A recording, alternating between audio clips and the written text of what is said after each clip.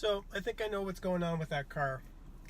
The I knew, that it wasn't an original, completely original car because it's got a 12 volt system in it and a 1600 engine. So the I knew that, but there were also some other things that were different than the 66 I had back in the 80s, which was all original, um, like the signal lights, the front ones, and the steering wheel, the hubcaps, um, the like side mirrors, stuff like that.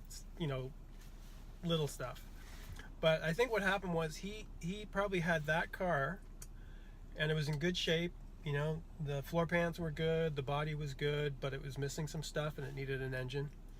So I think he had a 65 and something below 65 parts car, and he used that car to complete the car I have.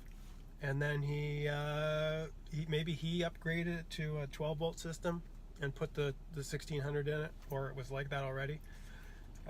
So it's kind of a mishmash. It's never going to be original, which is totally fine with me, because then I don't have to go through the pains of keeping it original, all vintage. So I can do whatever I want with it.